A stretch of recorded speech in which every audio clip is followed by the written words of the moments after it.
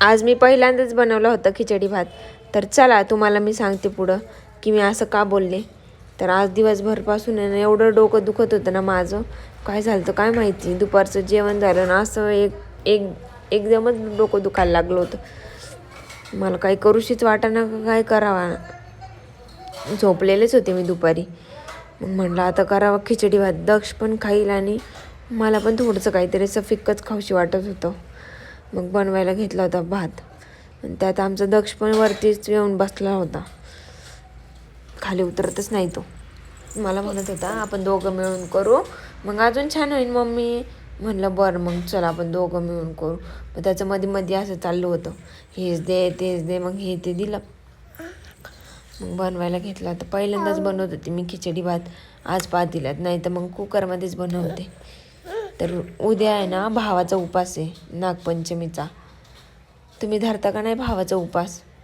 त्यासाठी मला काढायची होती मेहंदी. आता मला येते बरं का मेहंदी काढता, पण चांगली नाही येत. तुम्हाला दाखवाल मी काढल्यावर.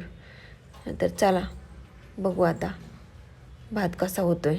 व्हायला तर पाहिजे चांगला, पहिल्यांदाच केला आहे पातेल्यात. म्हणला त्याला उकळी आली, त्याच्यावर झाकण ठेवून बारीक करावा. बघत होते वाट आली त्याला उकळी. आता ठेवते त्याच्यावर झाकण, घेते खाऊन भात. वातावरण पण बाहेरचं एवढं गार आहे ना, त्याच्यामुळं पण एखाद्या डोकं दुखत असून काही सांगता येत नाही. भात व्हायचं म्हणून म्हणलं एकीकडे भात होतं तर बसावा हॉलमध्ये. तर आमच्या हॉलमधून बघा कसं चंद्र दिसतं. तर दक्षला दाखवत होते चंदमामा कुठं आहे. तर म्हणतो बघ तिथं आहे. मग त्याला दाखवला. झाले मग खिचडी. तर खूप फिक्की झाली ती म्हणून भाजी टाकून खात होते. बघा तर मग अशी आहे.